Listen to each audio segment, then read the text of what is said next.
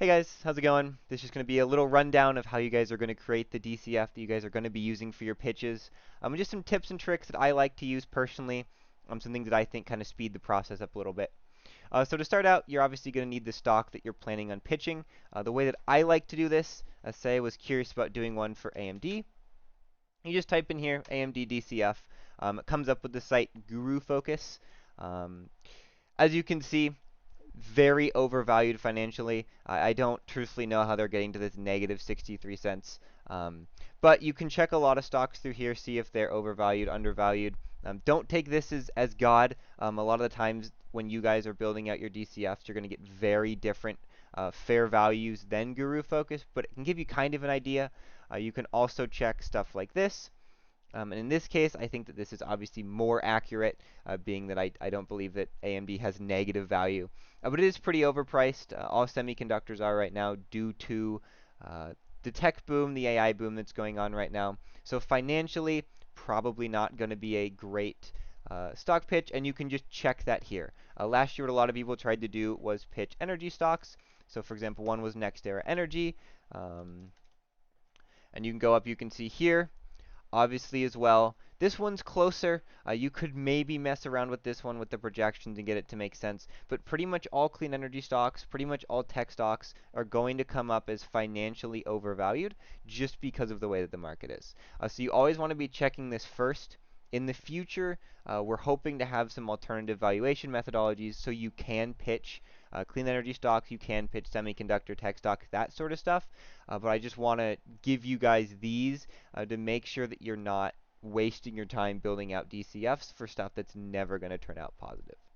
So the stock that I'm going to be doing today is Google, and you can double check that through, checking a Google DCF. I'm actually surprised that it's showing that this is reasonable value. My guess is yeah. So you can see here the growth rates that this is using are a lot higher than the ones that we're able to use kind of within our parameters. So sometimes you'll get a little bit led astray. You do want to check these growth rates. Again, you can also check like this guy. There's upside here, 4% growth rate. We're capped at 3, but you can still see that this is a very reasonably profitable company. And even if you get, I shouldn't say reasonably profitable, reasonably DCFable, I suppose, company. And you can mess with projections a little bit, obviously, to get up, but you want to make sure that you're doing something, like I said, that is reasonable. All right, so to jump into it, the main things you're going to need from FactSet, you type in Google, at least for me at the top. You click on their snapshot. It's going to bring you into this page here. You go down to Financials over on this left-hand side. Scroll down to Income Statement, and then you're going to want to click this Download button here. Before you do that, you're going to want to make sure all of these things up top are the same as the way that I have them. So you want to be in fiscal years, not fiscal quarters, not last 12 months, not year to date, fiscal years. You want to be 10 periods, and then you want to have your numbers counting chronologically up. This will save you hours when you're going and copy pasting everything. And the way that you fix that, if yours is not that way, is this little guy up here. So you want to make sure they're counting up. You want to make sure that these are the case. And once you do confirm that, you want to click this little download button here. So that's going to download. You then are also going to want to go down to the balance sheet. Do the same thing. Make sure those are the case. Make sure that it's counting up. And hit download there as well. Cash flow is the last one that you're going to need out of here. Same thing. You just are going to want to go and hit a download.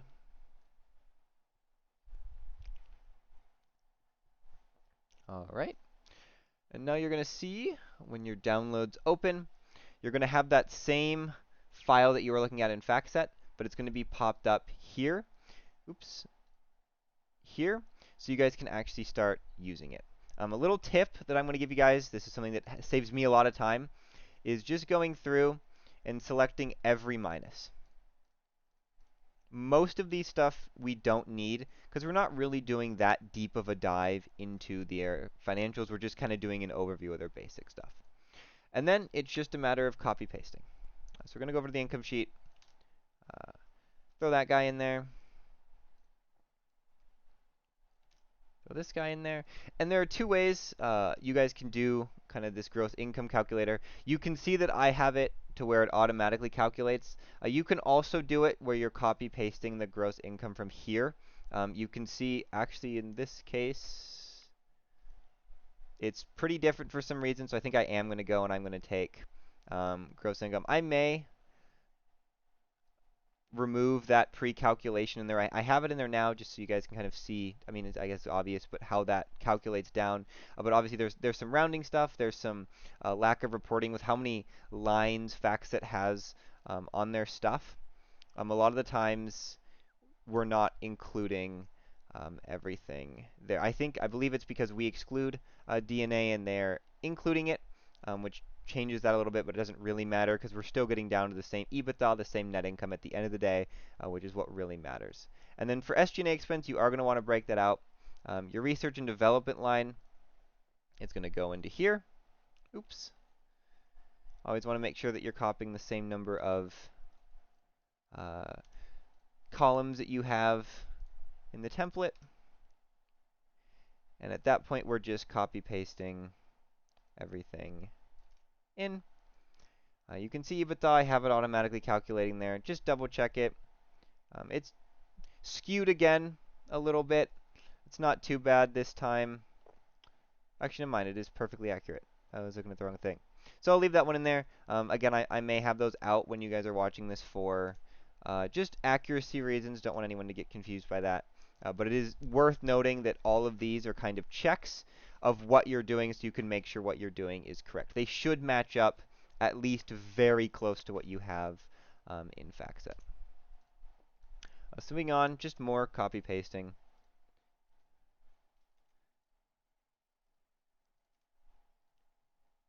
Be very surprised if this is the oops. Obviously to undo it's just Control Z. Nothing special there. You can see, all right, pre-tax income there is 19 in 2014. Looks like it is very different here. So I'm going to bring this guy over, bring this down. Just make sure. I don't want any huge discrepancies to be going on. That should not be in there. But yeah, income taxes. Bring those in. And just like that, obviously this file looks very scary when you first open it. But just like that, we're pretty much done. What do I need now? Consolidated net income, which will pretty much always just be your net income. I'm truthfully not entirely sure why that's even a line, but it is. So we got to throw it in there. Should automatically just take from there your net income.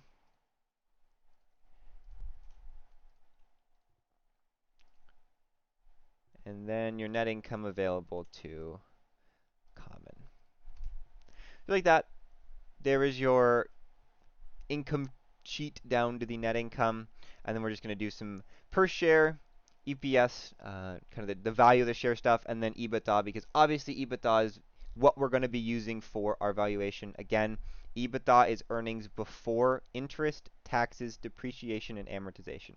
So if you guys want to be creative, you want to be special, you can go down here and you can calculate that, going to earnings, which is here, and then adding back interest, taxes, depreciation, and amortization, which you can see here. All right. So diluted EPS. And Google is not a stock that pays dividends, at least not the one, or not the version that I'm doing. So these are just going to all get left as zeros. Obviously, zero payout ratio, not something that's going to affect your valuation, but it is worth potentially noting in your pitches. Because having a high payout ratio could be a sign that you want to buy it. Having no dividends could be an argument that they're growth-minded. That's something that you guys are just going to have to figure out there. So EBIT, this is earnings before interest and taxes. So we pull the EBIT. Oops.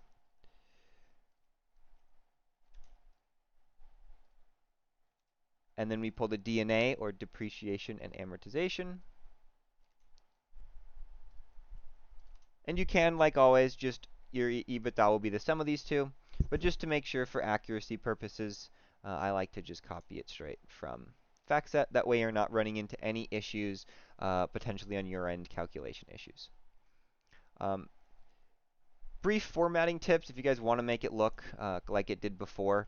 There's a thing in Excel called Paste Special where you can paste formatting.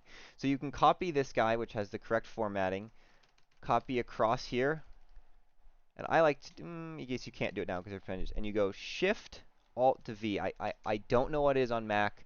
You could Google that, but if you paste formats, you can see that it changes.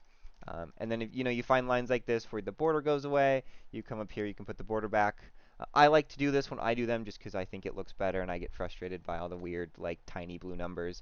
But you don't need to do that, just something that I like to do, and that's Paste Special, which is again Control Alt V, pops up this message, and then you can pick formats, um, is how you would do that if you wanted to. So moving on to balance sheet, get that guy open on your downloads. That'll be this one. And again, I like to just go through here and just subtract all these guys. I'm going to have to open some of those up for this one, but nice to have. And I'm going to see sometimes with this, you can, don't need this guy anymore. This is the income statement that I'm closing. This back open, and this as well. So you need cash, you need short-term, you need inventories, you need other current, total current. So we're going to see, because that's just for if it's going to let me do this. Sometimes it does, sometimes it doesn't. Whoops. Does not. Looks like we're going to have to go line by line. You might try doing where you're kind of pasting in a brick. That used to work. I truthfully don't know why it is not now. But it is worth noting that that may be a possibility. But again, this is just going down, and this is just filling things out. Or not in that case. Sometimes if you do that like that, where you go to paste and it doesn't paste properly or something weird happens, I like to undo even if it makes you redo a step, because you never know if you accidentally clicked something, and it's always a good idea to undo then before you're going back and trying to figure out where you went wrong, and it's just a nightmare to do for everybody. So you're going down total current assets, net property plant, total investments,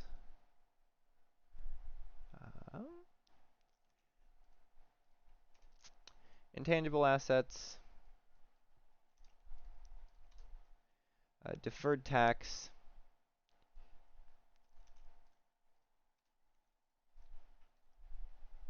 other assets, and then obviously total assets.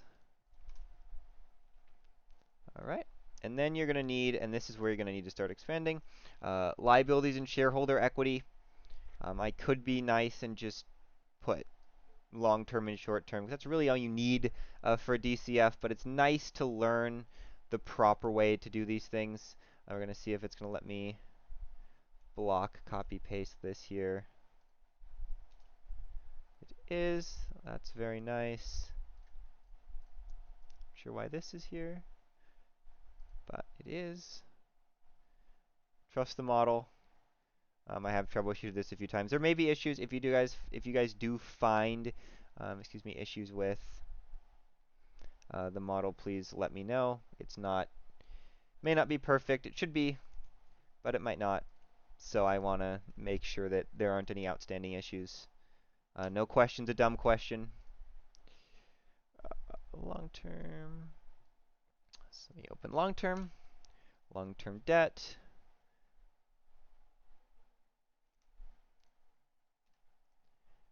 Provisions for risk and charges.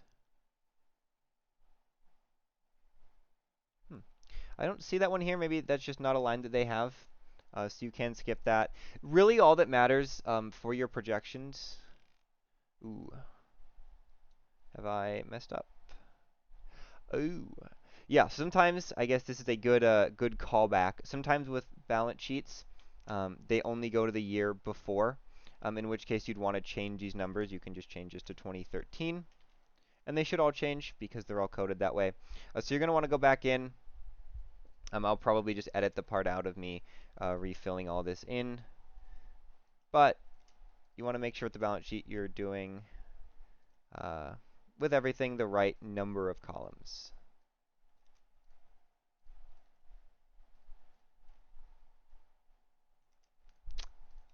So again, we're just going through total current. Sometimes this stuff happens. Again, shouldn't be too bad for you guys to crank out. You guys are interested why for some things we're going, like on this one we do the last 12 months, and for this one we just go here. It just kind of is the nature of how financial reporting works. You always want to use the most accurate data possible, which unfortunately for balance sheets only really comes out once a year, whereas financial statements come out, or income statements and stuff come out quarterly. And you might be able to find, like if you really wanted to go deep, you might be able to find a balance sheet on like a financial report, but there's really no reason that you need to do that for this. If you are putting that time into these, that's awesome, but I would recommend instead spending that time not doing that. Here, just so it's not empty, I'm going to throw 0 in there. Format it like I mentioned with pay special just to make sure we're right. And with these, we'll probably pay special everything. So other current, accrued, other liabilities. Oh, whoops, did I mess up? Other current is 10. Total current is here. Nope. All right. Then again, I'm not totally sure why I'm not seeing a provision for risk and charges. What I was saying when I kind of got cut off before is that these are really the only numbers you need for the DCF. Like all these are filled out. In theory, you don't need to fill all of this out. I'm going to for the purposes of this, but you don't need to. You can just fill out the, I mean, if you really want to get into it, you can look at everything that these calculate and only fill those out. Like for the cash flow, you really only need, I don't know what that's looking at. You really only need this, so it doesn't really matter. Oh, that's fine.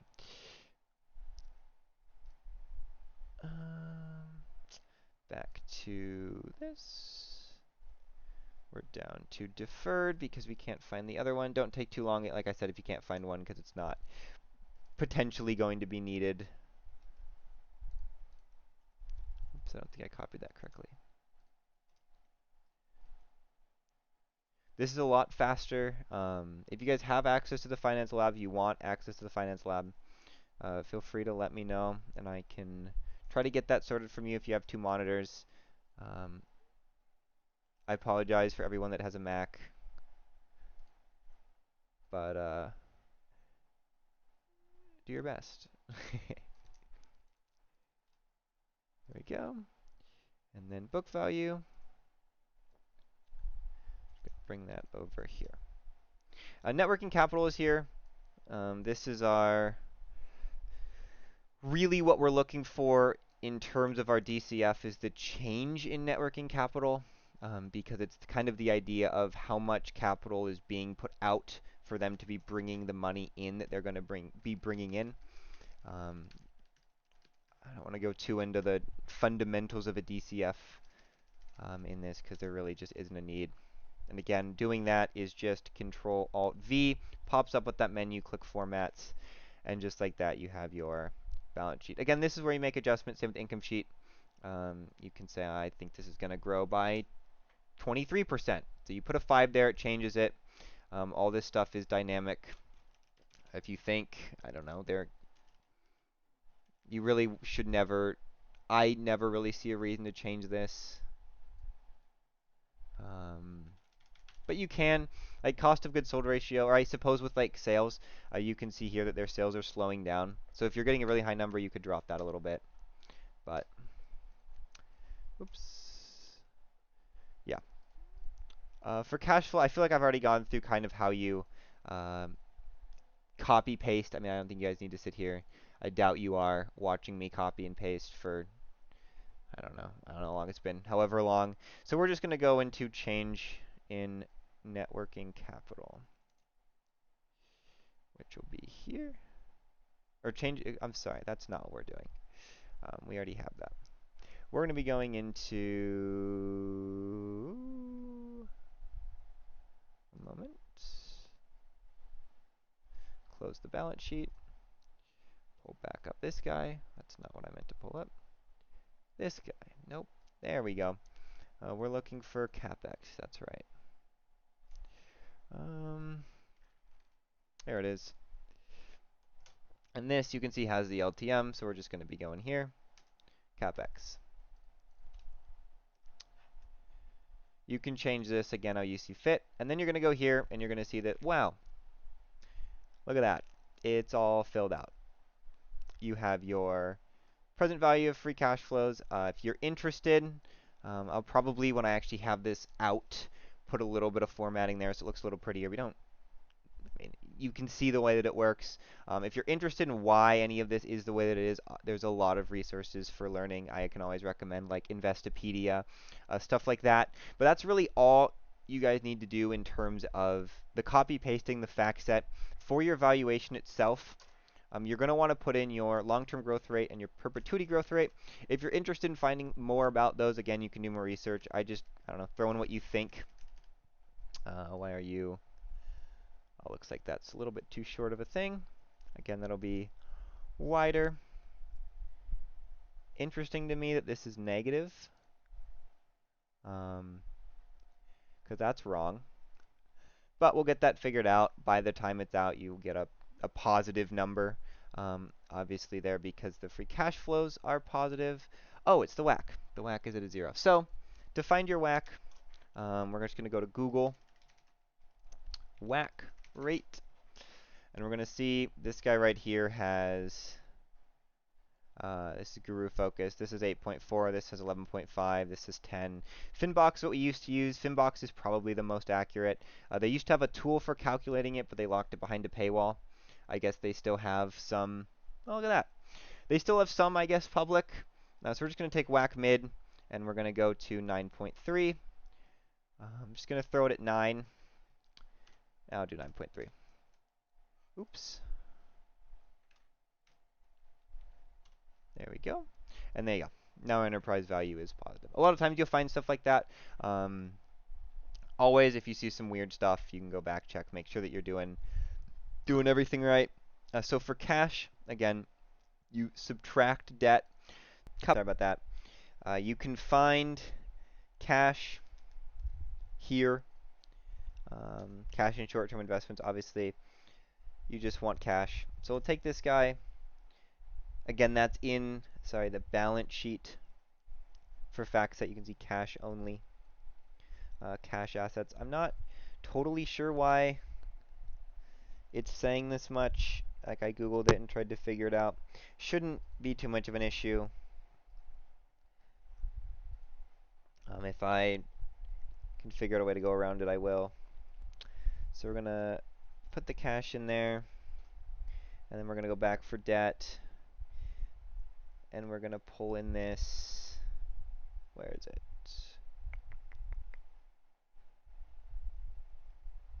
This guy, long-term debt. That's going to go back into here, here. And again, this is negative because it's less debt, so you're going to want to add a negative there. And then remember the paste special, Control-Alt-V, formats. So you're going to get back to this. This is their equity value. And here's where you need to pull some of their actual, like diluted shares outstanding. And then obviously for your percent gain, you're going to need their, sorry, I'm reusing a Toyota one that I made. You're going to need to add that sort of stuff. So we're doing Google. So we're going to put in Google here. Share price. That's pretty easy. You can just go to Google stock. You can see that it's this much. So we copy this, or I probably shouldn't copy. 139 or 137.96. So 137.96. Oops. Shares outstanding. So something that you need to watch out for with this is Gonzaga is in, or excuse me, Google is in billions on FactSet. So you have to change these numbers here to be billions as well. So if you go to FactSet and you're running through here and you can see up in snapshot, you can see their basic shares. I will be honest, I think that's in, and you can always double check this. I wanted to do this kind of unscripted because I wanted to make sure that this was all kind of raw. So it looks like it's 12 billion. So when you put it in here, you don't want to put that straight 12,000 or you're going to get a very unreasonable number. You're going to want to do 12.781. So 12.781. It's going to round to 13. It still is that. You can change if you care. It's Control 1 on Windows. You can pull up formatting if you want to add differences in rounding. You can also go up here and do this and add as many as you want. I'm just going to bring it out to there because why not? Market cap, again, you can find that in FactSet. And again, that's something that you need to make sure is in the correct number. So if you go to Google market cap, you're going to see it's 1.75 trillion. So it's really confusing on FactSet. This is in billions. This is in millions. So you have to be really careful. Again, I guess you could see that. I didn't really need to check it. But you just want to make sure that you're converting, and you want to make sure that you're on top of that. So this you can take straight over 1747.2. 1747.2. Oops, that should be a 4. And then the ESG rating, we're going to go, and we're going to go to MSCI. I also have this linked on the final page, but MSCI, ESG ratings. I don't know why that exists, but it does. MSCI, ESG ratings. Be careful. If you click on this, it's going to take you to a random page that it's nice, it explains it, but doesn't actually give you what you want. You want to make sure you're going to this one. And this is the one I have linked. You need the search tool version. So you're going to pull up here, type in Google. No results found. I don't know. What's Google's stock ticker? GOGO. I'm actually glad it's doing this. So this kind of, it's alphabet, that's why. This MSCI kind of sucks. You just have to mess with it until it's good. But you want to go down. I did not check this. It is above our standard. Our standard is double B. So you're just going to take triple B. This will be something you'll talk about more in your pitch itself. But just throw the triple B in there just so it's there. And then you go to your valuation. Your diluted shares outstanding, this will be templated, are going to be this. And it does not look like, without adjustments, that Google is going to be a profitable investment. This really does not surprise me because of the growth rates that they're seeing. They're projecting really, really, really, really high growth with AI, so they're projecting some pretty significant sales growth increases. And again, you can always mess with this stuff and make it so it works out. I wouldn't recommend doing that. We'll try to get other valuation methodologies, like I said, in. If you think it's genuine, if you want to dive deeper into maybe what's impacting it, like you have this, your less CapEx is, if you think that the CapEx isn't going to be that high, which I think is very reasonable, it's calculated as a percentage of sales. I think that looks pretty high to me. Obviously, I guess, in hindsight, it's high because I made this like a million. But if you make that to 10, which again is still ridiculously high, this is still pretty high, so you could maybe up it by 5%. Then you have more reasonable numbers, and then obviously your valuation comes out. Be like reasonable when you're messing with this. There's a reason that we have people fill DCFs out. It is something that's important to understand. When you are making adjustments, you do want to make adjustments that you genuinely believe in. It's unreasonable that Google is going to go from especially because it's somewhat slowing down even from a 18% 10-year average to a 28%. I don't know, maybe drop this to 5. Still comes out actually on top doing that with more reasonable numbers here. So it actually, I suppose, if you did go through and do all of that, you could come up with a justification. You could talk about it. Again, the most important part of any of this is talking about it. But yeah, that's really it. You see that I have some tips as well. Whack at Guru Focus, like I mentioned, or if you can find it somewhere else. Just use a reasonable one that you're seeing popping up. Like if you see everything saying 9 and Guru Focus says 20, it's probably 9. That goes vice versa with anywhere that you find. ESG ratings, this is the link for that. Long-term growth rate and perpetuity growth rate should be between 1 and 3%. Those are the parameters set to us by the people that are kind of overseeing this. And again, those do impact a lot. If you're dropping those, you can see pretty significant impact there with how it impacts the valuation. Oops, so we're going to take those back to 3. And then, yeah, that would be all you need. What you want to include in your pitch would be this guy right here, your enterprise value to equity value, and overall your percent gain. That is your investment target. You are pitching that Google is 3.2% undervalued and should be invested in for that reason, along with all of the other reason that you find to justify when you're doing your pitch. So yeah, hopefully that helped. You can always reach out to me, reach out to one of the other eBoard members. I have my email listed here. But yeah, hopefully it all goes well. Good luck with your guys' pitches.